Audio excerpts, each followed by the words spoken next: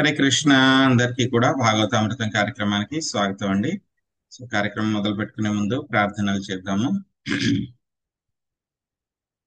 ఓం నమో భగవతే వాసుదేవాయ. ఓం నమో భగవతే వాసుదేవాయ. ఓం నమో భగవతే వాసుదేవాయ. నారాయణం నమస్కృత్య నరం చైవ నరోత్తమం దేవీం సరస్వతిం వ్యాసం తదో జయముదీరయేత్. శృణ్వతాం స్వకథా కృష్ణ పుణ్యశ్రవణ కీర్తన హృదయంతస్థో హి అభద్రాణి విధునోతి సుహృత్సతాం. నష్టప్రాయేషు అభద్రేషు నిత్యం భాగవత సేవయా భగవతి ఉత్తమ శ్లోకే భక్తిర్భవతి నైష్టకే. ఓం అజ్ఞానతిమిరాంధస్య జ్ఞానాంజనాశలాకయా చక్షురున్మిళితం యేన తస్మై శ్రీ గురవే నమః.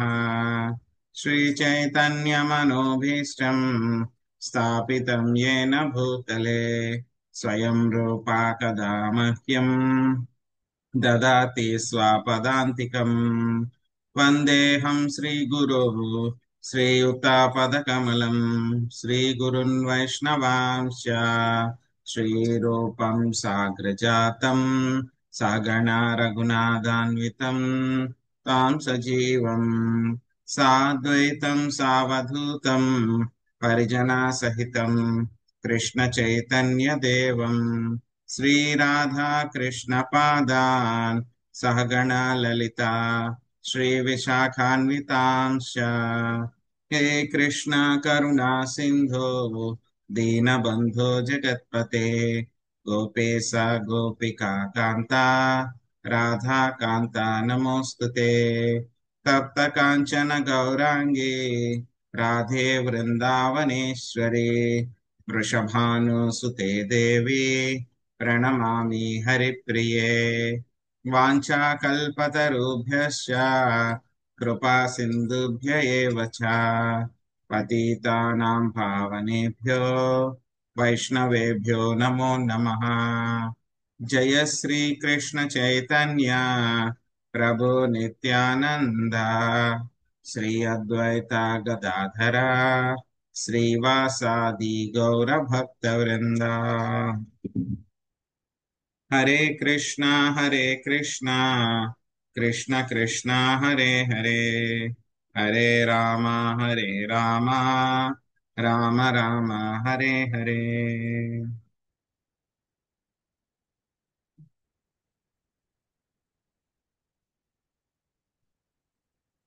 హరే కృష్ణ.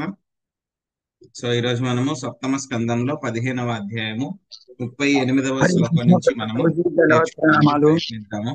హరే కృష్ణ. దండవత్ ప్రణామాలు. అందరికీ కూడా దండవత్ ప్రణామాలు. హరే కృష్ణ. హరే కృష్ణ. గృహస్థస్య క్రియాత్యాగో వ్రతత్యాగో వటోరపి తపస్వినో గ్రామ సేవా భిక్షోరింద్రియలోలత ఆశ్రమాపసదాహ్యేతే ఖల్వాశ్రమా విడంబనా దేవా మాయా విమూఢాంస్తా నుపేక్షాతానుకంపయా. లక్ష్మీజీ మాతాజీ మీరు అనువాదం చదవండి.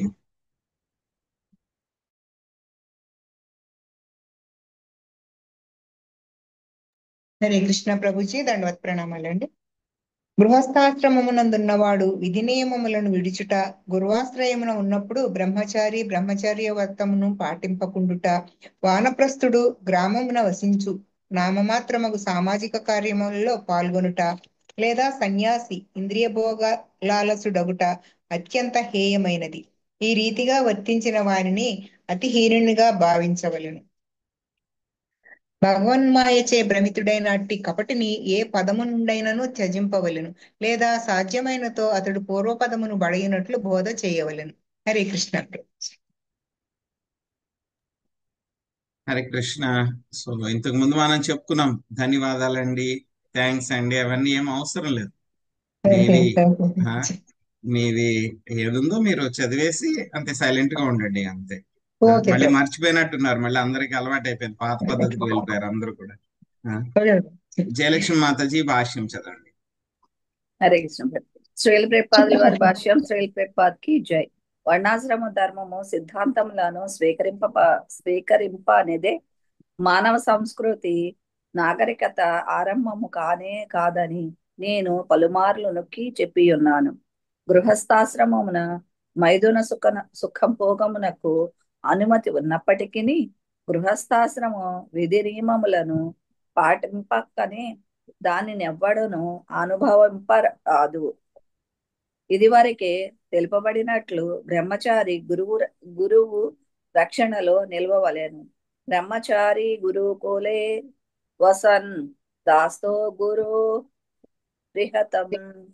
బ్రహ్మచారి గురువు ఆశ్రయమును వసించినచో వానప్రస్థుడు లౌకిక కర్మలలో నియుక్తుడైనచో లేదా సన్యాసి అత్యాసపరుడై జిహ్వా చాపల్యముచే మాంసము గ్రుడ్లు మున్నగువానిని భుజించినచో మోసకారి అయి యగును. అట్టి వాటిని అల్పునిగా భావించి వెంటనే ఉపేక్షించవలెను. కాని మనిషి సమర్థుడైనచో అట్టి వారి ఎడ దయగొని బోధ చేసి తప్పు ద్రోవ పట్టకుండా ఆపవలెను. లేనిచో వారిని విడిచిపెట్టి ఉపేక్ష వహించవలెను. హరే కృష్ణ. ఆత్మానం చేద్విజానీ యాత్పరం జ్ఞానదుధాసయః కిమిచ్చన్ కస్య వా హేతో దేహం పుష్టాతిలం పటః. రాధమ్మ మాతాజీ అనువాదం చదవండి, తర్వాత భాష్యం నాగం సునీత మాతాజీ చదవండి. ఆధ్యాత్మిక స్థితిలో నెలకొని ఉండే ఆత్మ పరమాత్మలను తెలుసుకుంటకే మానవ జన్మము ఉద్దేశింపబడినది. ఉత్కృష్టమగు జ్ఞానముచే మనుజుడు పరిశుద్ధుడై ఆ రెండింటినీ తెలుసుకున్నచో ఇక ఏ కారణమున ఎవరి కొరకు లంపటుడు ఇంద్రియ ప్రీత్యర్థము దేహ పోషణము చేసుకొనును. హరే కృష్ణ. థ్యాంక్ యూ ప్రభు. హరే కృష్ణ. ఇది భాష్యం బై శ్రీలా ప్రభుపాదికి జై. నిస్సందేహముగా ఈ భౌతిక జగత్తునందు ప్రతి ఒక్కడు ఇంద్రియ ప్రీత్యర్థము దేహ పోషణము చేసుకొనుటయందు అభిరుచి కలవాడై ఉండును. కాని దేహము ఆత్మ కాదనడి విషయమును జ్ఞానాభ్యాసముచే మనుజుడు క్రమముగా తెలుసుకొనవలెను. ఆత్మ పరమాత్మలు ఇరువురు ఈ భౌతిక జగత్తునకు పరమైన వారు. మానవ జన్మను బడిసిన వాడు, ముఖ్యముగా సన్యాసమును స్వీకరించిన వాడు దీనిని అవగతము చేసుకొనవలెను. ఆత్మ నెరిగిన సన్యాసి ఆత్మోద్ధారములోను పరమాత్ముని సాంగత్యములోను నెలకొనవలెను.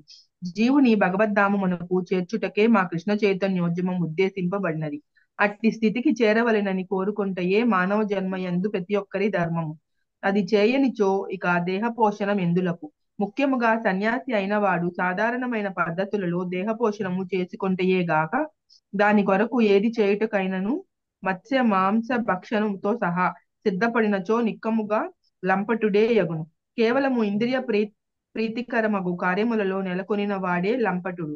ముఖ్యముగా సన్యాసి వాచా వేగమునకు ఉదర వేగమునకు ఉపస్థ వేగమునకు దూరముగా ఉండవలెను. ఆత్మ దేహము వేరని పూర్తిగా తెలియనంత వరకు ఇవి మనుజుని మిగుల కలతపరచును. హరే కృష్ణ. సో ఇప్పుడు మనకి ఏం చెప్తున్నారు, ఈ యొక్క ప్రస్తుతం ఉన్నటువంటి సెక్షన్ లో మనకి ఏ విధంగా యోగాభ్యాసం చేయాలి, గృహస్థు ఏ విధంగా తన యొక్క బాధ్యతలు నిర్వర్తించాలి అనేటువంటి విషయాలు చెప్తున్నారు. సో నిన్న మనం చూసాం ఏ విధంగా ప్రాణాయామం చేయాలి, పూరక రేచక కుంభక ఇవన్నీ కూడా ఎలా చేయాలి, మనసుని ఏ విధంగా ఆ మొదట్లో ఏ విధంగా యాంత్రికంగా ఎలాగ నియంత్రించాలి, ఆ తర్వాత ప్రశాంతమైనటువంటి మనసుని ఏ విధంగా పొందాలి. ఎవరైతే సన్యాసి అయితే కనుక వాంతాసి సన్యాసి, సో అంటే వాంతిని మళ్ళీ తినేటువంటి వాడు అనమాట సన్యాసి. సో ఏంటి, ఏదైతే కనుక ఇంద్రియ భోగాన్ని అతను వదిలిపెట్టేశాడో మళ్ళీ సన్యాసం తీసుకున్న తర్వాత మళ్ళీ అదే ఇంద్రియ భోగాన్ని మళ్ళీ చేస్తూ ఉంటే కనుక వాళ్ళని ఏమంటారు, వాంతసి సన్యాసి, వామిట్ ఈటర్ అంటారు అనమాట.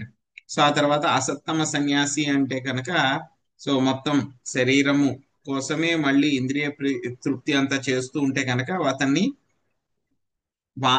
అసత్తమ సన్యాసి అని అంటారు అన్నమాట. సో ఆ తర్వాత మళ్ళీ మనకి 38-39 శ్లోకాల్లో ఏ ఆశ్రమంలో ఉన్నటువంటి వాళ్ళైనా సరే చేయకూడనటువంటి పనులు ఏమిటి అని చెప్పారనమాట. సో అవి చేస్తే కనుక ఏమిటి, చాలా అసహ్యకరమైనటువంటి పనులు అన్నమాట అవి. సో ఏమిటి ఆ పనులు? గృహస్థాశ్రమంలో ఉన్నవాడు ఏంటి, గృహస్థాశ్రమంలో ఉండేటువంటి వాడికి ఏదో కొంచెం ఇంద్రియ భోగము చేయడానికి పర్మిషన్ ఉందన్నమాట. కానీ ఆ ఇంద్రియ భోగం చేయడానికి ఏమిటి, అతను తనకి ఇవ్వబడినటువంటి బాధ్యతలు ఏవైతే ఉన్నాయో వాటిని నిర్వర్తించాలి. ఆ బాధ్యతల్ని నిర్వర్తించకుండా కేవలం ఇంద్రియ భోగం మాత్రమే చేస్తూ ఉంటే కనుక గృహస్థాశ్రమంలో అది కూడా అసహ్యకరమైనటువంటిది. అదేవిధంగా బ్రహ్మచారి ఏమిటి అంటే కనుక ఏదో కొన్ని వోస్ అన్నమాట, కొన్ని రకాలైనటువంటి పనులు, నేను ఇవి చేస్తాను అని చెప్పేసి కర్తవ్యాలు తీసుకుంటారనమాట. బ్రహ్మచర్య వ్రతం పాటించడానికి విధి నియమాలన్నీ కూడా ఉంటాయి. సో వాటిని పాటించకుండా వాటిని వదిలిపెట్టేస్తే కనుక బ్రహ్మచారి కూడా చాలా అసహ్యకరమైనటువంటి పని చేస్తున్నప్పుడు.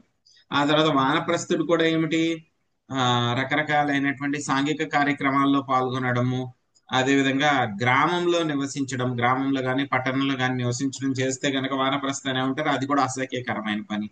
ఇంకా సన్యాసి అయితే కనుక ఇంద్రియ భోగానికి లోలుడైపోతే కనుక అది కూడా వాళ్ళందరినీ కూడా ఏమిటి, హీనుల కింద భావించాలి అని చెప్తున్నారనమాట. సో ఆ తర్వాత మళ్ళీ ఇంకా సన్యాసి గురించి మళ్ళీ చెప్తున్నారనమాట. ఏం చెప్తున్నారు, సన్యాసి అనేటువంటి వాడు ఏమిటి, ఆత్మ పరమాత్మలకి మధ్యలో ఉన్నటువంటి తేడా ఏమిటి అని ఆత్మని పరమాత్మని ఇద్దరిని కూడా అనుభూతం అనర్చుకున్నటువంటి వాడు సన్యాసి అన్నమాట. కానీ ఆ విధంగా అనుభూతం అనర్చుకున్న తర్వాత కూడా మళ్ళీ ఇంద్రియ భోగంలోకి పడిపోతే కనుక అటువంటి వాళ్ళని ఏమంటున్నారు ఇక్కడ, సో అటువంటి వాళ్ళు మోసకారి, అటువంటి వాళ్ళందరూ కూడా మోసకారి సన్యాసి. సో ఆ విధంగా ఇంద్రియ భోగం చేయడానికి మామూలు ఇంద్రియ భోగమే కాకుండా మాంసభక్షణ చేయడము, మత్స్యం తినడం, ఇవన్నీ కూడా చేస్తూ ఉంటే కనుక అతన్ని మోసకారి సన్యాసి అని అంటారనమాట. సో ఆ తర్వాత మనకి 41 నుంచి 46 వరకు ఈ యొక్క శరీరము ఏ విధంగా ఒక రథము లాంటిది అనేటువంటి పద్ధతిలో మనకి భగవద్గీతలో చెప్తారు కదా మనకి. అదే విధంగా మళ్ళీ అదే విషయాన్ని ఇక్కడ చెప్తున్నారనమాట. నృకాయ రథం అని చెప్తున్నారు. అదేమిటో చూద్దాం. ఆహు శరీరం రథమింద్రియాణి హయానభీషూన్మన ఇంద్రియేశం వర్త్మాని మాత్రాదిషణాం చ సూతం సత్వం బృహద్బంధురమీశ సృష్టం. భాష్యం లక్ష్మీ మాతాజీ మీరు అనువాదం చదవండి. తర్వాత భాష్యము శాంతకుమారి మాతాజీ, భాష్యంలో మీరు మొదటి పారాగ్రాఫ్ చదవండి కాగలదు వరకును. లక్ష్మీ నాగేశ్వరి మాతాజీ 2వ పారాగ్రాఫ్ చదవండి. తర్వాత 3-4 పారాగ్రాఫ్లు వాసవి మాతాజీ చదవండి. తర్వాత 5వ పారాగ్రాఫ్ పార్వతీ మాతాజీ చదవండి.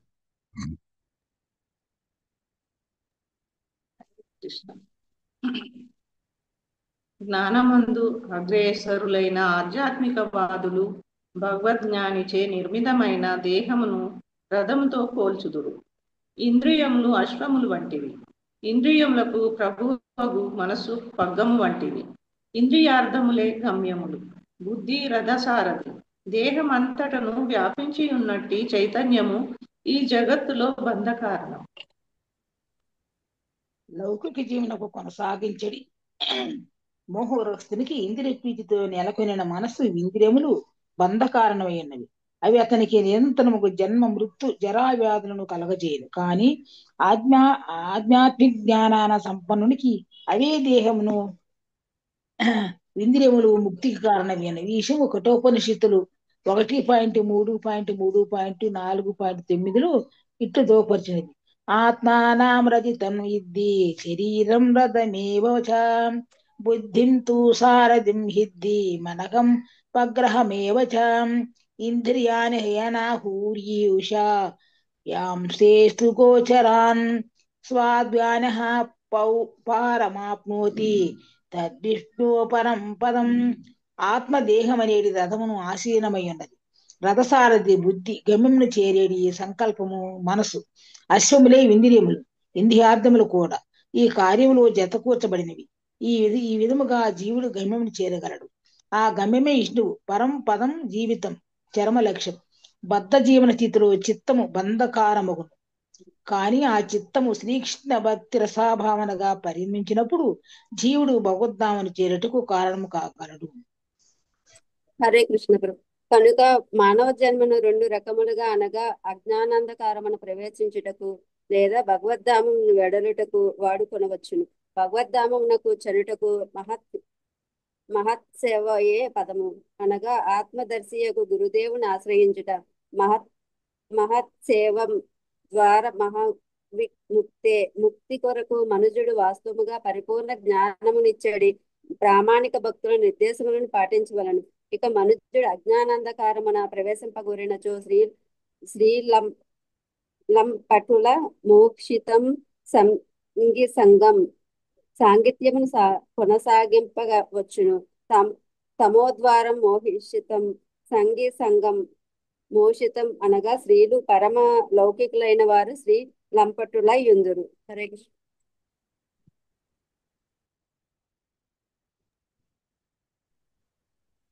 వాసవి మాతాజీ. హరే కృష్ణ ప్రభుజీ, దండో ప్రణామాలు.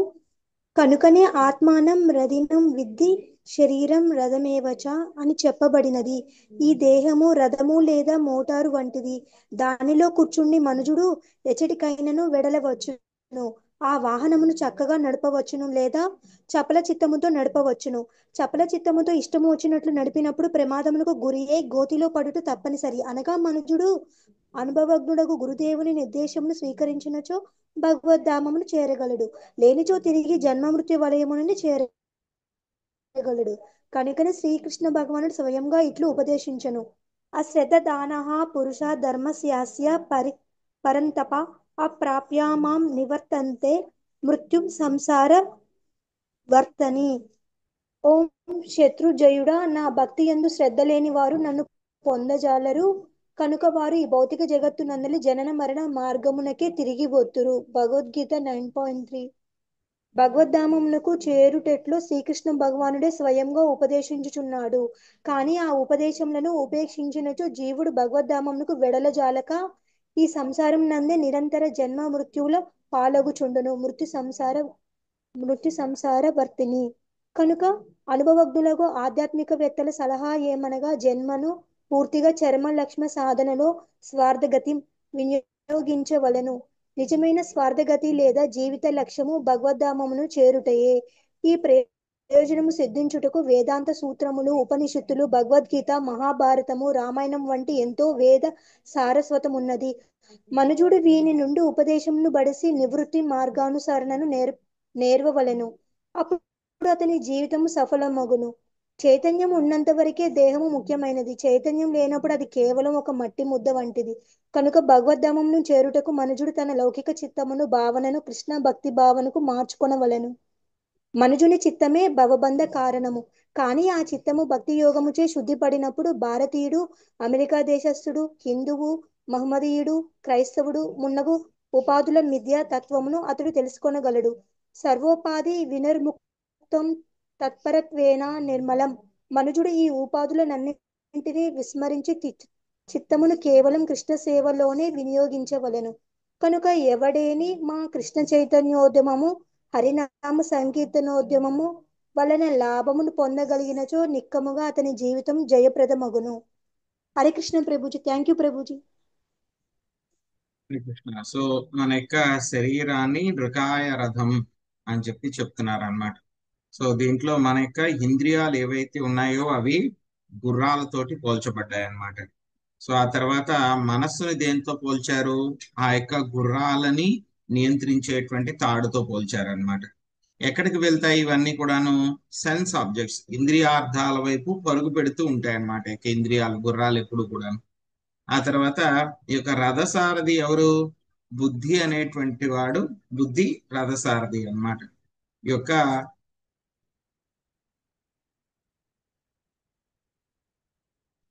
సో ఈ యొక్క రథసారథి కూర్చునేటువంటి ఆ యొక్క ఆసనం ఏమిటి? అది చైతన్యము. రథసారథి కూర్చునేటువంటి ఆసనమే చైతన్యము అని చెప్పి చెప్తున్నారు అనమాట. ఇంకా జీవుడు యొక్క రథంలో ప్రయాణిస్తూ ఉన్నాడు అనమాట. సో మనకి భగవద్గీతలో తెలుసుకున్నాం మనం, యంత్రరూఢాని మాయయా, మాయ చేత తయారు చేయబడినటువంటి రథము మనకి ఇవ్వబడింది. మొత్తం 84 లక్షల రకాల జీవరాశుల్లో ఒక్కొక్కసారి ఒక్కొక్క రథము, వెహికల్, ఒక యంత్రం మనకి ఇవ్వబడుతూ ఉంటుంది అనమాట. మనకి ఆ యంత్రాన్ని మనం, జంతువులు అయితే కనుక వాటికి వేరే ఆప్షన్ లేదు, కేవలం వాటికి ఉద్దేశించబడినటువంటి ఇంద్రియ భోగం అవి చేస్తాయి. దానికి ఎటువంటి కర్మ ఫలితాలు కూడా ఏమీ ఉండవు జంతువులకి. పులికి గాని, సింహానికి గాని, ఆవుకి గాని, వీటికి కూడా ఇటువంటివి ఏమీ ఉండవు. కోతికి గాని ఇక ఫలితాలు, కర్మ ఫలాలు ఏమీ ఉండవు.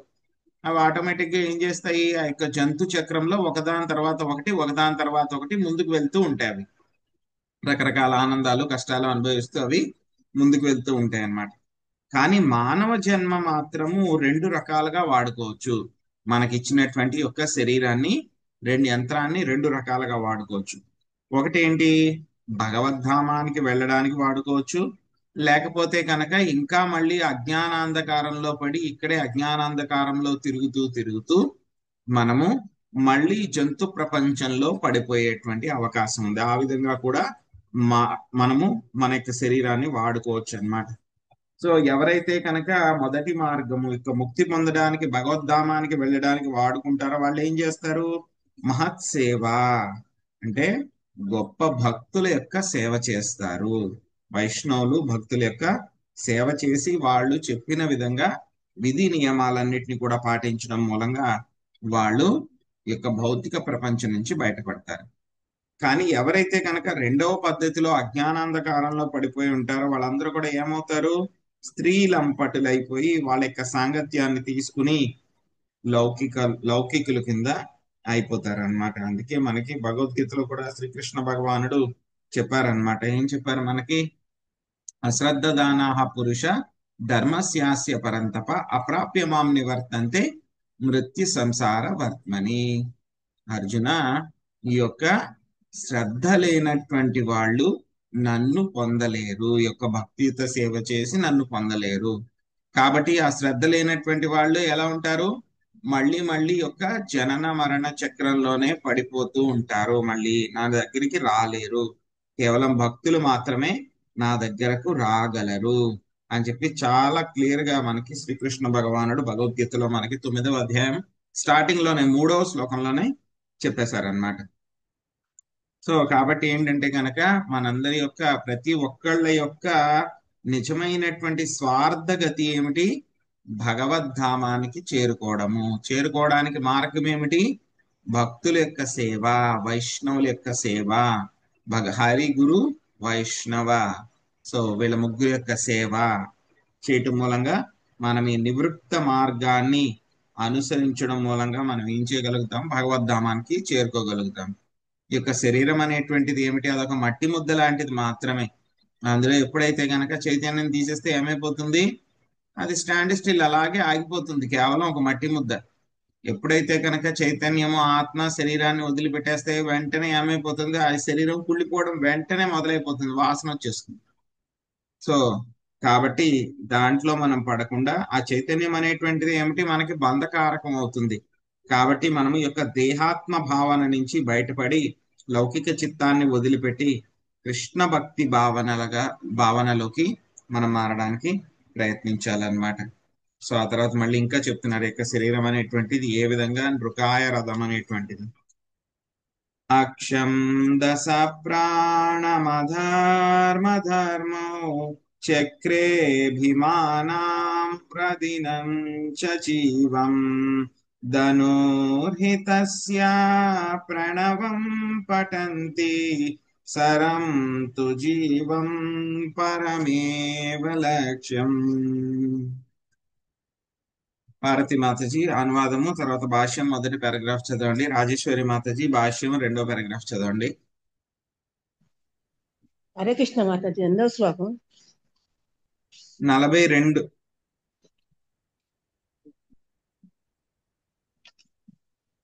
దేహమును చరించుచు దశవిధ వాయువులు రథచక్ర ఆకులు రథచక్రము యొక్క పైన క్రింది భాగములు ధర్మములు దేహాత్మ భావన కలిగిన జీవుడు రథమునకు యజమాని.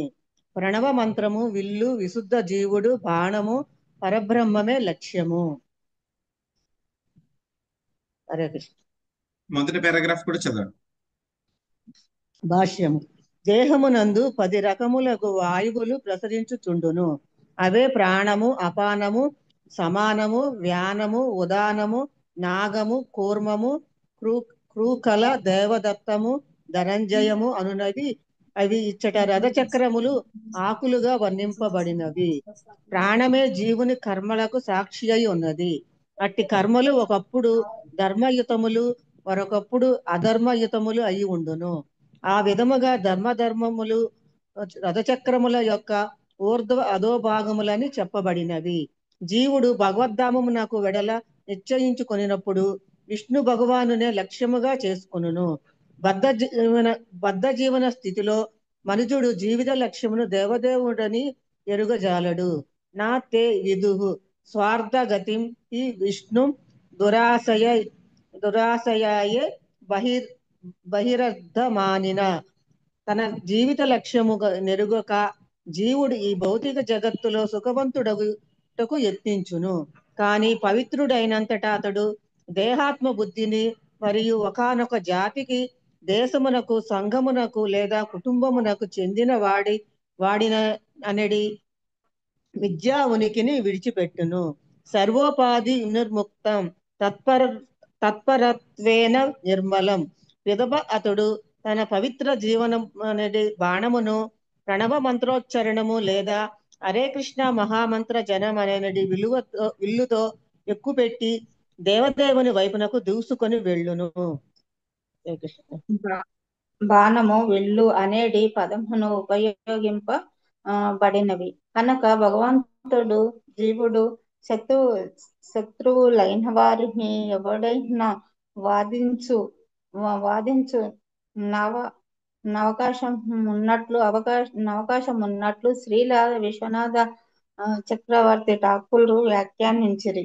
దేవదేవుడు జీవునికి నామమాత్రము శత్రువుగానైనను అది అతని వీర రసమే అగును. ఉదాహరణకు కురుక్షేత్ర యుద్ధమున భీష్ముని బాణములతో శ్రీకృష్ణుని దేహము గాయపడినను అది ఒక రకమైన భావనయే లేదా సంబంధమే అగును. అటువంటి రసభావనలు 12 కలవు. బంధజీవుడు భగవంతుని చేరగోరుచు అతనిపై బాణమును విడిచినప్పుడు ఆ దేవదేవుడు మిక్కిలి ముదమందును. ఇంకా జీవుడు భగవద్ధామ పైహానం అనేది దివ్య లాభమును పొందును. అర్జునుడు మాత్సర్య యంత్రమును భేదించి ద్రౌపదిని పొందుట ఈ సందర్భమున వేరొక ఉపమానముగా చెప్పబడును. అదే విధముగా పవిత్ర హరినామ జపం అనేది బాణమును విష్ణు పాదపద్మముల చెంత సంధించి విడిచినచో అట్టి భక్తిమయ విరోచిత కార్యమే మనుజుడు భగవద్ధామ పయాణం అనేది లాభమును బడేయును. హరే కృష్ణ ప్రభు. సో ఇక్కడ ఈ శ్లోకంలో ఏం చెప్తున్నారు? మనకి 10 రకాలైనటువంటి గాలి ఏముంటాయి, వాయువులు ఉంటాయి అన్నమాట మన శరీరంలో. ప్రాణ, అపాన, సమాన, వ్యాన, ఉదాన, నాగం, కూర్మం, కృకల, దేవదత్తం, ధనుంజయ. మొత్తం 10 రకాలైనటువంటి యొక్క గాలులు మన యొక్క శరీరంలో తిరుగుతూ ఉంటాయి అన్నమాట. అసలు గాలి అవసరం ఉందండి శరీరంలో? మనం ఏం చదువుకుంటాం సైన్స్ లోను? మన యొక్క శరీరం అంతా కూడా ఏమిటి, చాలా భాగము ఎంత ఉంటుంది, అదంతా కూడా నీరుతో నిండి ఉంటుంది అని చెప్పి మనం తెలుసుకున్నాం అన్నమాట. సో కానీ మరి గాలి ఎందుకు? గాలి అవసరం ఏముంది? సో మరి ప్రాణం ఏంటి, అపానం ఏంటి? మనం గాలి తీసుకుంటాము, గాలి వదిలిపెట్టేస్తాం. మరి శరీరంలో కూడా గాలి తిరుగుతుందా? ఆ? సో అని అంటే కనుక మనకి శరీరంలో కూడా మనకి గాలికి సంబంధించినటువంటి సైకిల్స్ అన్నమాట, సర్కిల్స్ ఉంటాయన్నమాట. అసలు గాలి లేకుండా మన యొక్క శరీరంలో ఏ అవయవము కూడా పని చెయ్యదు. మన కళ్ళు మూసి కళ్ళు తెరవాలన్నా సరే ఏం కావాలి? ఆ యొక్క గాలి కావాలి. దాన్ని అందుకే శరీరాన్ని ఏమంటారు? హైడ్రో న్యూమాటిక్ మిషన్ అన్నమాట, మెకానికల్ మిషన్. ఇక్కడ అంతా కూడా దేంతో అంతా కూడా నడుస్తుంది? ఇక శరీరం అంతా కూడా ప్రెషర్స్, పీడనము అదే విధంగా గాలి యొక్క పీడనం ఏదైతే ఉందో వాటితో నడుస్తుంది. మన శరీరంలో 10 రకాలైనటువంటి సర్కిల్స్ ఉన్నాయన్నమాట. కొన్ని సర్కిల్స్, వాయువు సర్కిల్స్ ఏంటి? మనం గాలి తీసుకోవడానికి, గాలి వదిలిపెట్టడానికి. కొన్ని సర్కిల్స్ మన యొక్క ఆహారాన్ని కిందకి పంపించడానికి. కొన్ని సర్కిల్స్ ఆహారాన్ని డైజెషన్ చేయడానికి. కొన్ని సర్కిల్స్ మనకి దేనికి ఉపయోగపడతాయి? కాళ్ళు చేతులు వీటిని కదపడానికి. అలాగా వీటిలన్నిటికీ కూడా ఒక్కొక్క దానికి కూడా ఒక్కొక్క ఉపయోగం ఉందన్నమాట. సో ఈ 10 రకాలైనటువంటి గాలి సర్కిల్స్ ఏవైతే ఉన్నాయో మన యొక్క శరీరంలో వాటిని ఏమంటారు? రథానికి ఉంటాయి కదా స్పోక్స్. సో మధ్యలో ఏముంటుంది? ఒక హబ్ ఉంటుంది, చుట్టూరు చక్రం ఉంటుంది. ఈ రెండిటిని మధ్యలో కలిపేది ఏమిటి? స్పోక్స్ అన్నమాట. సో సైకిల్లో అయితే కనుక మనకు తెలుస్తుంది చాలా చాలా ఉంటాయి. సో అదే అలాయ్ వీల్స్ లో అయితే కనుక మనం చూస్తాం, బైక్ లో కానీ లేకపోతే కనుక కార్స్ లో కానీ ఏముంటుంది? మధ్యలో ఒక హబ్ ఉంటుంది, చుట్టూరు ఒక సర్కిల్ ఉంటుంది, చక్రం. ఆ రెండిటిని కూడా కలిపేటువంటిది ఏమిటి? రకరకాల స్పోక్స్ ఉంటాయి. కొన్ని ఏమో 10 ఉంటాయి, కొన్ని 5 ఉంటాయి, 6 ఉంటాయి, 4 ఉంటాయి, అలా రకరకాలుగా ఉంటాయి. అలాగే మన శరీరంలో ఉన్నటువంటి రథానికి ఏంటి? 10 రకాలైనటువంటి స్పోక్స్ ఉన్నాయన్నమాట. సో ఆ 10 రకాలైనటువంటివి ఏమిటి? 10 రకాలైనటువంటి వాయువులు. ఆ తర్వాత ప్రాణం ఏమిటి? జీవుడి యొక్క కర్మలన్నింటికి కూడా సాక్ష్యం అదే అన్నమాట. ఆ తర్వాత ఏమిటి? ఆ యొక్క రథానికి పైన ఉండేటువంటివన్నీ కూడా పుణ్యకర్మలు, ఆ రథానికి కింద ఉండేటువంటివి కూడా అన్ని కూడా అధర్మ కర్మలు. అదే విధంగా ఆ యొక్క రథంలో ఉన్నటువంటి వాడి దగ్గర ఏముంటుంది? ఒక విల్లు ఉంటుంది, బాణం ఉంటుంది అన్నమాట. ఆ యొక్క బాణాన్ని ఏమంటున్నారు ఇక్కడ? ఆ యొక్క విల్లుని ప్రణవ మంత్రము అని అంటున్నారు. ఆ యొక్క విశుద్ధ జీవుడు ఎవరు? బాణంతో పోలుస్తున్నారు. ఇంకా లక్ష్యం ఏమిటి? ఆ యొక్క బాణానికి లక్ష్యం ఏమిటి? ఆ యొక్క పరబ్రహ్మము శ్రీకృష్ణ భగవానుడి యొక్క పాద పద్మాలు, అక్కడికి వెళ్ళడం అన్నమాట. సో రథానికి పైన కింద ఏమిటి? పైనేమో ధర్మము, కింద అధర్మము. సో చాలా మందికి ఏంటంటే బద్ధజీవులో ఉన్నటువంటి వాళ్ళ దగ్గర ఏముంటుంది? ఈ యొక్క విల్లు బాణాలు ఉంటాయి, కానీ వాటిని ఎక్కడ సంధించాలి, ఎటువైపు వెళ్ళాలి అనేటువంటిది 99% ఎవరికి కూడా తెలియదు అనమాట. వాళ్ళకి కూడా ఎవరికి కూడా తెలియదు. జీవిత లక్ష్యం ఏమిటి? శ్రీకృష్ణ భగవాను చేరుకోవాలి, అంతే. నారాయణ స్మృతి ఏతావాన్ సాంఖ్యయోగాభ్యాం స్వధర్మ పరినిష్టయ జన్మలాభ పరాపుంస అంతే నారాయణ స్మృతి. సో ఎన్ని రకాల పనులు చేసినా, ఏం చేసినా సరే, ఎన్ని ఉద్యోగాలు చేసినా, ఎంత ధనం సంపాదించినా, ఎంతమందిని పోషించినా, ఎన్ని దాన ధర్మాలు చేసినా, ఎన్ని అన్యాయాలు చేసినా సరే, చివరికి ఆ యొక్క మరణ సమయంలో ఆ యొక్క నారాయణుడు, విష్ణువు, శ్రీకృష్ణ భగవానుడి గురించి మనకి జ్ఞాపకం రాకపోతే, స్మరణకు రాకపోతే ఏమిటి? మొత్తం అంతా కూడా అనవసరము. శ్రమ ఏవహి కేవలం అన్ని కూడా శ్రమ మాత్రమే అన్నమాట. సో కాబట్టి యొక్క మిథ్యాహంకారము మన యొక్క ఉపాధులు అన్నమాట. నేను ఆ యొక్క దేహాత్మ భావంలో నేను ఈ శరీరాన్ని, నేను పురుషుణ్ణి, నేను ఫలానా యొక్క స్టేట్ రాష్ట్రానికి సంబంధించినటువంటి వాడిని, లేకపోతే ఈ దేశానికి సంబంధించినటువంటి వాడిని. సో ఇలాగే ఇవన్నీ కూడా మనకి దేహాత్మ భావంలో ఏవైతే కనుక యొక్క ఉపాధులన్నీ కూడా మనం పెట్టుకున్నాం అన్నమాట. ఇక ఉపాధులన్నీ కూడా ఏమిటి? మన యొక్క తల మీద ఒక్కొక్కసారి క్యాప్ ఉంటుంది కదా, మనకి ఇది క్యాప్ వేసుకుంటాం మనకి తల మీద. దానికి ఏంటి? రకరకాలైనటువంటి ఈకలు గుచ్చుకుంటాం అన్నమాట. నేను పురుషుణ్ణి ఒక ఈక, సో లేకపోతే కనుక నేను ఫలానా భారతీయుణ్ణి ఇంకో ఈక, ఆ తర్వాత మళ్ళీ ఇంకా నేనేమో ఫలానా కులానికి చెందినవాడిని ఇంకోటి, నేను ఫలానా మతానికి చెందినవాడిని, ఇక అలాగ రకరకాల అన్నమాట. నేను అప్పర్ క్లాసు, లేకపోతే నేను మిడిల్ క్లాసు, లేకపోతే నేను బిజినెస్ వాడిని. సో ఇలాగ ఇవన్నీ కూడా రకరకాల హెల్మెట్స్ లో మనం ఈకలు పెట్టుకుని తిరుగుతూ ఉన్నాం అనమాట. ఇవన్నీ కూడా ఏంటి, దేహాత్మ భావనలు. ఇటువంటి సర్వోపాధి, ఇటువంటి ఉపాధులన్నింటినీ కూడా మనం ఏం చేయాలి, వదిలిపెట్టాలి. అప్పుడు మనకి ఈ యొక్క మిథ్య అయినటువంటి ఈ యొక్క ఉనికిని మనం పోగొట్టుకుంటాం అన్నమాట. సో ఇక్కడ ఏం చెప్తున్నారు, మనకి ప్రణవ అనేటువంటిది విల్లు, జీవుడు అనేటువంటి వాడు బాణంతో పోలుస్తున్నారు. ఆ యొక్క ఎక్కడికి వెళ్ళాలి, ఆ యొక్క బాణము శ్రీకృష్ణ భగవానుడి దగ్గరికి వెళ్ళాలి అని చెప్తున్నారు. అంటే ఏమిటి, బాణం వేస్తున్నారు అని అంటే కనుక శ్రీకృష్ణ భగవానుడు ఏమైనా మనకి శత్రువా? శత్రువు మీదే కదా బాణం వేస్తాము అని చెప్పి మనకి అనుమానం రావచ్చు అన్నమాట. దానికి మన ఆచార్యులు చెప్తున్నారు అన్నమాట. ఎలా అయితే కనుక భీష్ముడు గురించి వర్ణన వస్తుంది. వీర రసంలో స్వామితోటి ఏం చేశారు, ఆయన చాలా లీల చేశారు. సో మనకి శ్రీమద్ భాగవతంలో వర్ణన వస్తుంది. అది భీష్ముడు ఏం చేసేవాడు, ఆయన కావాలని చెప్పి కృష్ణుడిని టార్గెట్ చేసేవాడు. టార్గెట్ చేస్తే ఏమవుతుంది, ఆ యొక్క బాణం వెళ్ళి కృష్ణుడికి గుర్చుకునేది. అప్పుడు ఏమైంది, కొంచెం కొంచెం రక్తం వచ్చేది కృష్ణుడికి. ఆ రక్తం వచ్చినప్పుడు అక్కడ ఈ రథాలన్నీ కూడా తిరుగుతున్నప్పుడు ధూళి, మట్టి అంతా కూడా పడేది అనమాట. సో కొంచెం కొంచెం కృష్ణుడికి చెమట కూడా పట్టేది. సో ఇవన్నీ కూడా చూస్తే కనుక ఎలా ఉండేది, అక్కడ భీష్ముల వారికి ఎలా ఉండేది, కృష్ణుడిని ఆ యొక్క రూపంలో చూస్తూ. ఎందుకంటే కనుక అర్జునుడు కృష్ణుడికి వెనకాల ఉన్నాడు కాబట్టి కృష్ణుడి యొక్క రూపాన్ని చూడలేరు.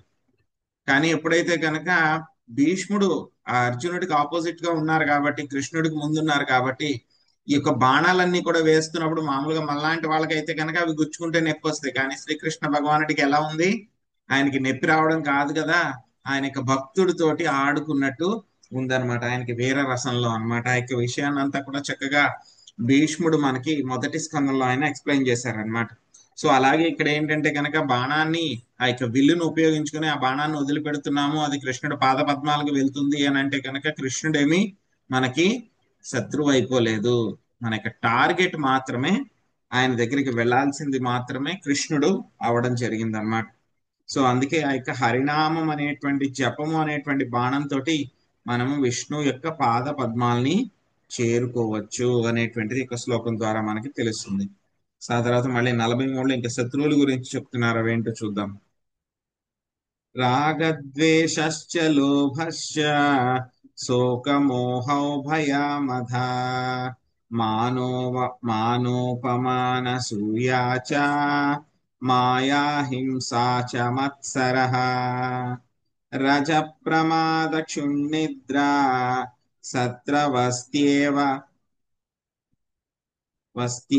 మాదయా రజస్తమ ప్రకృతయః స్వత్వ ప్రకృతయః క్వచిత్. సుబ్బరత్న మాతజీ మీరు చదివారా మాతజీ? లేదు కదా.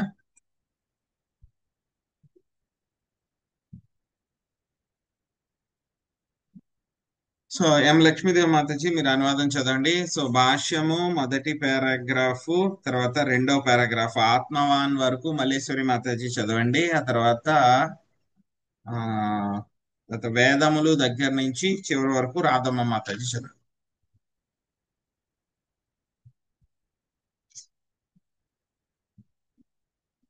లక్ష్మీదేవి మాతాజీ. బద్ధ జీవన స్థితిలో జీవితమును గూర్చిన భావన ఒక్కొక్కప్పుడు రజస్తమ తమో గుణములచే కలుషితమగుతుండను. ఆ గుణములే రాగము, ద్వేషము, లోభము, శోకము, మోహము, భయము, మదము, మానము, అవమానము, అసూయ, మోసము, హింస, అసహిష్ణుత, కామేచ్ఛ, ప్రమాదము, ఆకలి, నిద్రలుగా ప్రకటమగుచుండను. ఇవన్నీను శత్రువులే. ఒక్కొక్కప్పుడు భావనలు సత్వగుణము చేతనే కలుషితమగుతుండను. హరే కృష్ణ. హరే కృష్ణ ప్రభుజీ. జీవితం యొక్క అసలైన లక్ష్యము భగవద్ధామునకు వెడలుటయే. కానీ త్రిగుణములచే తయారైన అవరోధములు పలు గలవు. అవి ఒక్కొక్కప్పుడు రజస్తమో గుణముల కలయిక చేతను, మరొకప్పుడు సత్వగుణము చేతను కలుగుచుండును. ఈ భౌతిక జగత్తులో లౌకిక పరిగణనను అనుసరించి ఒకనొకడు పరోపకారి, దేశభక్తుడు లేదా మంచి మనిషే అయినను ఇట్టి భావనలు ఆధ్యాత్మిక పురోగతికి అవరోధములుగా మారును. అట్లయినచో ద్వేషము, లోభము, మోహము, శోకము, భౌతిక భోగానురక్తి వంటివి ఇక ఎంతటి గొప్ప అవరోధమును కలిగించునో చెప్పనిదేమున్నది. కనుక నిజమైన స్వార్థగతి అయినట్టు విష్ణువును చేరుటకు ఈ నానా విధముల అవరోధములను లేదా శత్రువులను జయించినంతగా మనుషుడు శక్తివంతుడు కావలను. అనగా అతడు భౌతిక జగత్తులో మంచివాడు లేదా చెడ్డవాడు అగునట్లు అనురక్తుడు కారాదు. Thank you.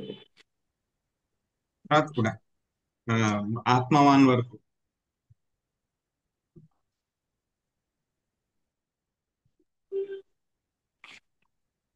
చదవమంటారు.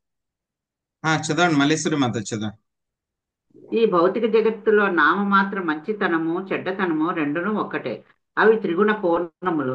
కనుక మనుజుడు ఈ భౌతిక ప్రకృతిని దాటవలసి ఉన్నది. చివరకు వైదిక అనుష్ఠానము కూడా త్రిగుణ పూర్ణమే. కనుకనే శ్రీకృష్ణుడు అర్జునుడికి ఇట్లు ఉపదేశించను. త్రైగుణ్య విషయ వేద నిస్త్రైగుణ్యో భవార్జున నిర్ద్వంద్వో నిత్య సత్వస్థో నిర్యోగక్షేమ ఆత్మవాన్. అంతే మాతాజీ, అంతే అంతే. వేదములు ముఖ్యంగా త్రిగుణములకు సంబంధించిన విషయములను గూర్చి చర్చించును. ఓ అర్జున, నీవు ఈ త్రిగుణములకు అతీతుడవై ద్వంద్వముల నుండి యోగక్షేమ చింతన నుండి విడివడిన వాడవై ఆత్మయందు స్థిరుడవగుము. భగవద్గీత 2:45. గీత ఎందే మరొక చోట భగవానుడు ఊర్ధ్వం గచ్చంతి సత్వస్థాః. మనిషి మంచివాడైనచో అనగా సత్వగుణయుతుడైనచో ఉన్నత లోకములకేగును. అదే విధముగా అతడు రజస్తమో గుణయుతుడైనచో ఈ జగత్తులోనే ఉండిపోవును లేదా జంతుజాలమున జన్మించను.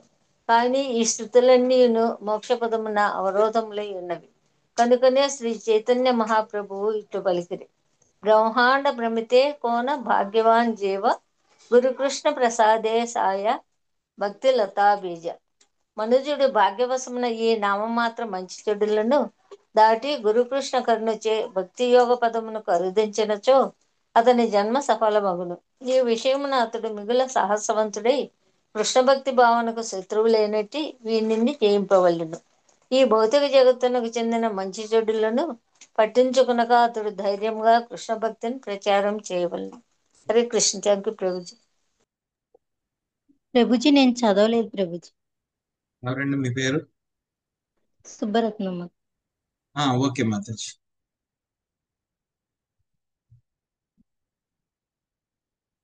సో మనకి ఇప్పటిదాకా కూడా శరీరం ఏమిటి, యొక్క రథ చక్రం ఏమిటి, జీవుడు ఎవరు, బాణం ఏమిటి, విల్లు ఏమిటి, అదేవిధంగా లక్ష్యం ఏమిటి అనేటువంటి విషయాలు మనం చూసాం. కానీ ఈ యొక్క లక్ష్యానికి చేరుకోవడానికి మనకి కొన్ని అవరోధాలు ఉన్నాయి. అంటే వాటిని ఏమిటి, ఇవన్నీ కూడా ఏమంటారు, ఎందుకంటే మనల్ని ఏదైనా పని చేస్తున్నాం అనుకోండి, ఏదైనా సాధించడానికి పని చేస్తూ ఉంటే కనుక కొంతమంది మనల్ని ఆపడానికి ప్రయత్నిస్తూ ఉంటారు. అప్పుడు మనం వాళ్ళని ఏ విధంగా ఫీల్ అవుతాం, వాళ్ళందరూ కూడా నాకు శత్రువులు అని ఫీల్ అవుతాం అనమాట. సో అలాగే ఈ యొక్క రథసారథి, ఆ యొక్క రథంలో కూర్చున్నటువంటి జీవుడు తన యొక్క లక్ష్యానికి గమ్యానికి వెళ్ళడానికి అడ్డంగా ఉన్నటువంటి వాళ్ళందరూ కూడా శత్రువులే. అటువంటి శత్రువులందరూ కూడా ఎవరు, ఆ యొక్క మన యొక్క భావనలు ఏవైతే ఉన్నాయో ఏమవుతాయి, రజస్తమో గుణాలతోటి కలుషితం అవుతూ ఉంటాయి. మనం చెప్పుకున్నాం దాని గురించి చాలాసార్లు. ఆ యొక్క గుణాలు ఏమిటి, శత్రువులు ఏమిటి, రాగము, ద్వేషము, లోభము, శోకము, మోహము, భయము, మదము, మానము, అవమానము, అసూయ, మోసము, హింస, అహిష్ణుత, కామేచ్ఛ, ప్రమాదము, ఆకలి, నిద్ర. ఇవన్నీ కూడా శత్రువులు. వీటిలన్నిటిని కూడా మనం జయించాలి. వీటిని జయించి ముందుకు వెళ్ళినప్పుడే మనము భగవంతుణ్ణి చేరుకోగలుగుతాం. ఒక్కొక్కసారి ఏమిటంటే కనుక సత్వగుణంలో కూడా ఇవి కలుషితం అవుతూ ఉంటాయన్నమాట.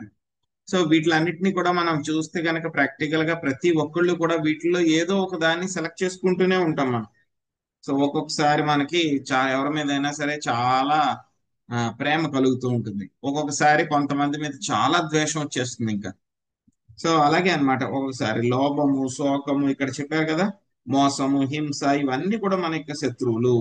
సో మనం మంచి మనిషిగా ఉండడము, దేశభక్తుడుగా ఉండడము, లేకపోతే కనుక అందరికీ కూడా సహాయం చేస్తూ ఉండడము, ఇవన్నీ కూడా ఏమిటి, మనకి భౌతిక ఇవన్నీ కూడా ఏమిటి, భౌతిక పరమైనటువంటి విషయాలు మన యొక్క ఆధ్యాత్మిక పురోగతికి అవన్నీ కూడా అడ్డంగా ఉంటాయి అన్నమాట. అవన్నీ కూడా సో మంచి విషయాలే మనకు అడ్డంగా ఉంటే కనుక ఇంకా చెడ్డ విషయాలు అయినటువంటి కామ క్రోధ లోభ మోహ మద మాత్సర్యాల గురించి మనం ఏమైనా చెప్పాల్సిన అవసరం ఏమైనా ఉందా అంటే కనుక ఏమి లేదు.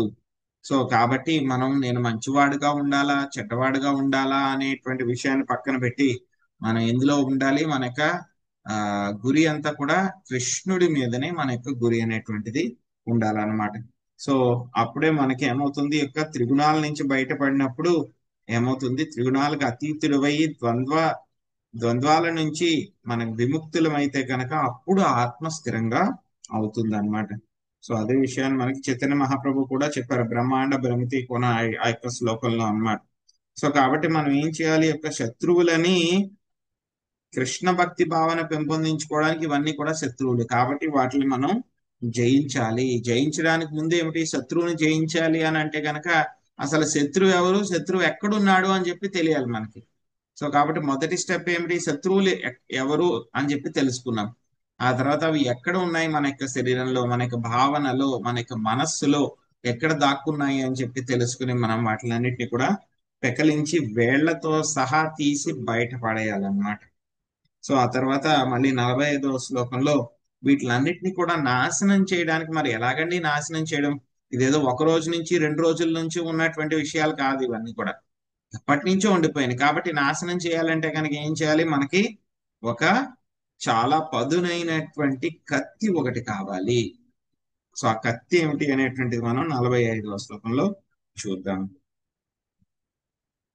యామన్రుకాయ రథమాత్మా వసోపకల్పం దత్తే గరిష్ట చరణార్చనయాని సాతం జ్ఞానాసిమచ్యుత బలోదధస్త శత్రుః స్వానందతుష్ట ఉపశాంతమిదం విజహ్యాత్. సుభరత్న మాతాజీ అనువాదం చదవండి. ఆ తర్వాత పద్మిని మాతాజీ మీరు భాష్యంలో మొదటి పారాగ్రాఫ్ రెండో పారాగ్రాఫ్ శ్లోకం తర్వాత బయటపడగలడు వరకు చదవండి. ఆ తర్వాత జయలక్ష్మి మాతాజీ రెండో పారాగ్రాఫ్ చదవండి. మూడో పారాగ్రాఫ్ నాగం సునీత మాతాజీ నొక్కి చెప్పాను వరకు చదవండి. చివరి వరకు చదివేసేయండి, పొందగలడు వరకు చదివేసేయండి. తర్వాత తత్వతః దగ్గర నుంచి మహాలక్ష్మి మాతాజీ చదవండి. ఇంకా తర్వాత చివరి వరకు కాదు. సో తర్వాత జ్ఞానాంశి అనేటువంటిది లక్ష్మీజీ మాతాజీ చివరి వరకు చదువు. హరే కృష్ణ. ఆదీనమున లేనట్టి వివిధాంగములను వస్తు సామాగ్రిని కూడినట్టి భౌతిక దేహమును స్వీకరింపవలసి ఉన్నంత వరకు మనుజు శ్రేష్ఠ జనుల యొక్క పాద పద్మములను అనగా తన గురుదేవుని యొక్క పూర్వ గురువుల యొక్క పాదార విందములు తప్పక ఆశ్రయింపవలెను. వారి కరుణతో అతడు జ్ఞాన ఖడ్గమును పదును పెట్టి భగవదనుగ్రహము నేడి బలముతో పైన పేర్కొనబడిన శత్రువులను జయింపవలెను. ఈ ప్రకారము భక్తుడు స్వీయ దివ్యానందమున లీనము కాగలడు. పిదప అతడు తన దేహమును త్యజించి ఆధ్యాత్మిక స్వరూపమును బడయగలడు. హరే కృష్ణ. హరే కృష్ణ. భాష్యం. భగవద్గీత 4వ అధ్యాయం 9వ శ్లోకం నుండి శ్రీకృష్ణ భగవానుడు ఇట్లు పలికెను. జన్మ కర్మ చ మే దివ్యం ఏవం యో వేతి తత్వతః త్యక్త్వా దేహం పునర్జన్మ నైతి మామీతి సోర్జున. ఓ అర్జున, నా జన్మము కర్మల దివ్యత్వము నెరిగిన వాడు శరీర త్యాగము పిమ్మట తిరిగి ఈ భౌతిక జగమున జన్మింపక నా శాశ్వతమైన ధామమునే పొందగలడు. ఇదియే జీవితం యొక్క అత్యున్నత పూర్ణత్వం కాగలదు. మానవ జన్మము ఈ ప్రయోజనం కొరికే ఉద్దేశింపబడింది. ఈ విషయము శ్రీమద్ భాగవతము 11వ స్కందములో 22వ అధ్యాయం 17వ శ్లోకం నందు ఇట్లు చెప్పబడినది. హృదేహ మాధ్యం సులభం సుదుర్లభం ప్లవం సుకల్పం గురుకర్ణధారం మాయానుకులేన సభస్వతేరితం పుమాన్ భావాబ్ధింన తరేస్య ఆత్మః. ఈ మానవ జన్మము అత్యంత విలువైన నౌక. ఇక అవిద్యా సాగరమును తరింపచేయుటకు ఆ నావకు గురుదేవుడు నావికుడు, కర్ణాధారుడు. శ్రీకృష్ణ ఉపదేశమే అనుకూల పవనము.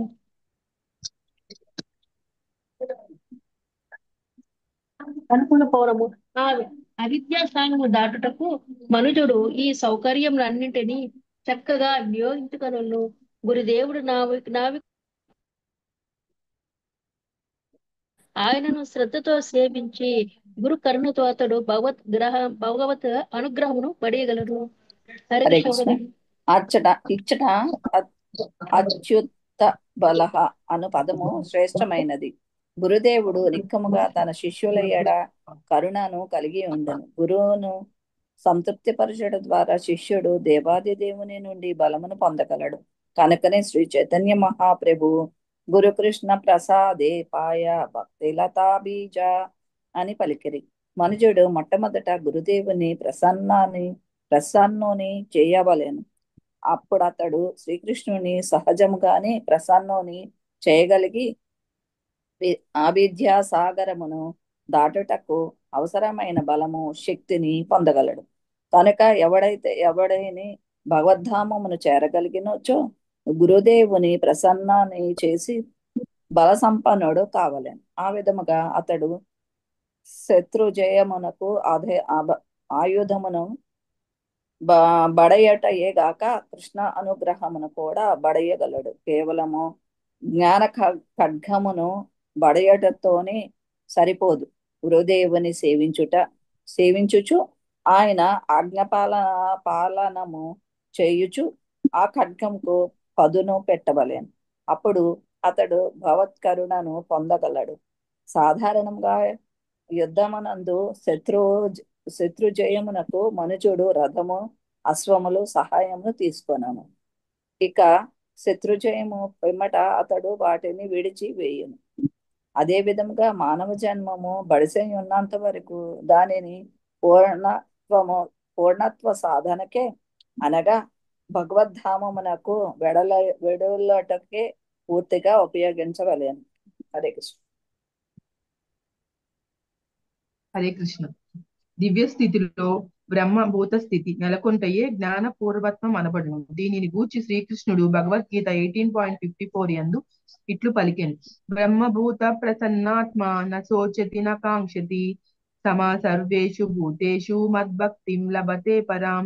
దివ్య స్థితి యందు ప్రతిష్ఠితుడైన వాడు శీఘ్రమే పరబ్రహ్మ అనుభవమును పొంది ఆనందపూర్ణుడగును. దేని కొరకు శోకింపక దేనిని వాంఛింపక అట్టివాడు సర్వజీవుల ఎడ సమత్వ భావమును కలిగి ఉండును. అటువంటి స్థితి అందే అతడు నా విశుద్ధ భక్తి యోగమును పొందుచున్నాడు.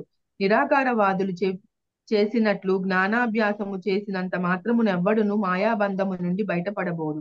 ఆ విషయమున ప్రతి ఒక్కడు భక్తి యోగ పదమునకు వచ్చియే తీరవలెను. భక్త్యా మామభిజానాతి యావాన్యశ్చాస్మి తత్వతః తతో మాం తత్వతో జ్ఞాత్వా విశతే తదనంతరం. కేవలం భక్తియుత సేవ చేతనే మనుజుడు నన్ను యథారూపముగా దేవదేవుడని అవగాహన చేసుకొనగలడు. అటువంటి భక్తిచే నన్ను సంపూర్ణముగా నెరిగినప్పుడు అతడు నా ధామమును చేరగలడు. భగవద్గీత 18.55.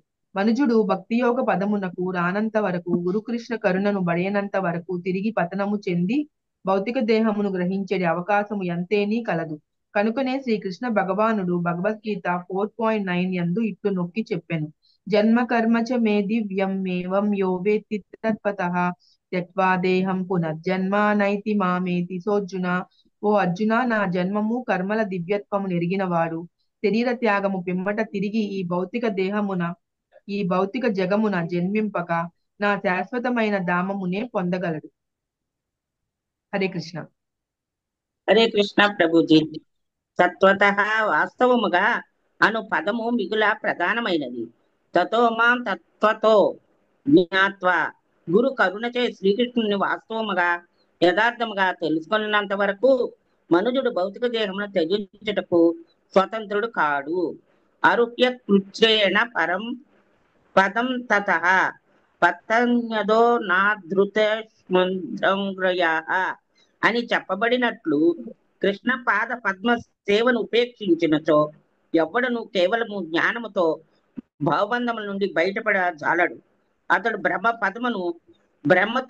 బ్రహ్మములో లీనమగుట పొందినను భక్తి రహితుడైనచో తిరిగి పతనము చెందగలడు. కనుక తిరిగి భావబంధము పడి ప్రమాద విషయము ఎల్లరూ అత్యంత సావధానులై ఉండవలను. భక్తి యోగ స్థితికి వచ్చుటయే దానికి ఏకైక పరిష్కారము. అట్టి స్థితి నుండి ఎవ్వడును పతనము చెందడు. అప్పుడు అతడు భౌతిక జగత్తు కలాపముల నుండి బయటపడగలడు. సారాంశమేమనగా శ్రీ చైతన్య మహాప్రభువు తెలిపినట్లు మనుజుడు ప్రామాణిక పరంపరలో ఉన్నట్టి గురుదేవుని ఆశ్రయించి అతని కరుణతోనూ ఉపదేశములతోనూ శ్రీకృష్ణుని నుండి బలమును పొందవలను. ఆ విధముగా అతడు భక్తి యోగమున నెలకొని జీవిత చర్మ లక్ష్యమైన విష్ణు పాద పద్మమును పొందగలడు. ఇది కూడా నా ప్రభు. నన్ను చదవమన్నారు మాతాజీ. హరే కృష్ణ. హరే కృష్ణ. హరే కృష్ణ ప్రభుజీ. జ్ఞానాసిం అచ్యుత బల అను పదము ఈ శ్లోకములో ప్రధానమైనది. జ్ఞాన ఖడ్గమును జ్ఞానాసిం శ్రీకృష్ణుడే వసగును. కృష్ణోపదేశమనడి ఖడ్గమును చేపట్టుటకు మనుజుడు గురుకృష్ణులను సేవించగా బలరాముడు అతనికి బలము నసుగును. బలరాముడే నిత్యానందుడు.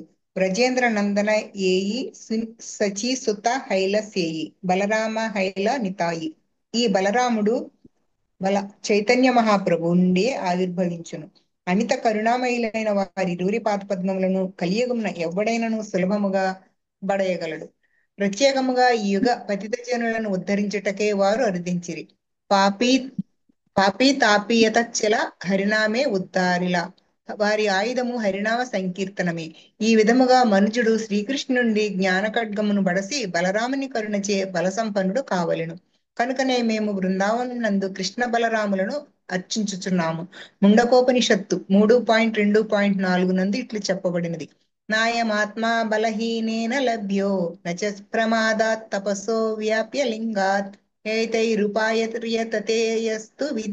విద్వాం తస్యైష ఆత్మా విశతే బ్రహ్మధాయ. బలరాముని కరుణ లేనిదే ఎవ్వడును జీవిత లక్ష్యమును సాధించలేడు. కనుకనే శ్రీ నరోత్తమదాసు ఠాకూరులు నితాయేరా కరుణా హబే బ్రజే రాధాకృష్ణ పాభే అని పలికిరి. అనగా బలరాముని నిత్యానందుడు కరుణను బడిసినప్పుడు మనుజుడు రాధాకృష్ణుల చరణారవిందములను సులభముగా పొందగలడు. సే సంబంధనా హియారా వృధా జన్మ గేలతారా విద్యా కులేహి కరి బేతారా. నిత్యానందునితో అనగా బలరాముడు సంబంధము లేనప్పుడు మనిషి గొప్ప పండితుడైనను జ్ఞాని అయినను లేదా ఉత్తమ వంశమునందు జన్మించినను అవి అతనికి ఎంత మాత్రము సహాయపడచాలవు.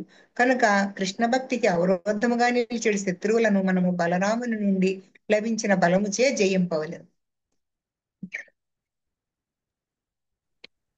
సో మనకి ఈ యొక్క శరీరము యొక్క అజ్ఞానాన్ని మొత్తం మనం నాశనం చేయడానికి ఏం కావాలి? మనకి చాలా పదునైనటువంటి కత్తి కావాలి.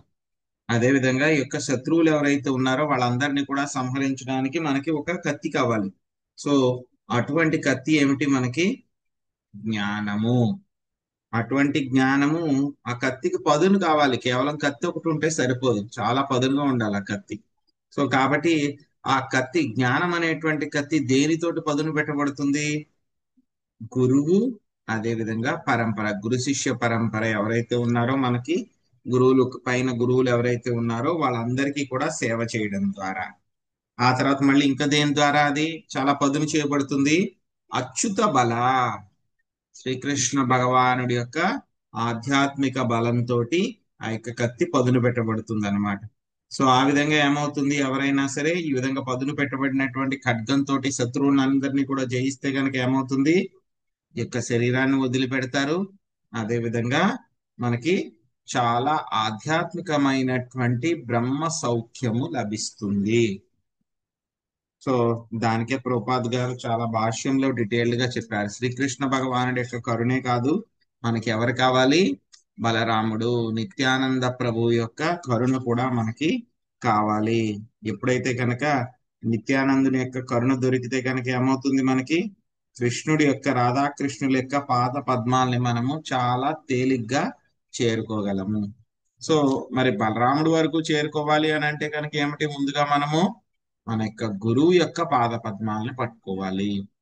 గురువు యొక్క పాద పద్మాలను పట్టుకొని గురువుని సేవించిన తర్వాత, వైష్ణవుల్ని సేవించిన తర్వాత, గురు శిష్య పరంపరలో గురువులు ఎవరైతే ఉన్నారో వాళ్ళందరినీ సేవిస్తే గనక అప్పుడు మనం బలరాముడి దగ్గరికి, ఆ తర్వాత బలరాముడి ద్వారా మనము రాధాకృష్ణుల యొక్క పాద పద్మాలకి మనము చేరుకోగలుగుతాము. సో అక్కడికి చేరుకోవాలంటే కనుక ఏమిటి యొక్క శత్రువులు మనం చెప్పుకున్నాం కదా 43, 44 శ్లోకాల్లో ఆ యొక్క శత్రువులందరినీ కూడా జయించాల్సి ఉంటుంది అనమాట.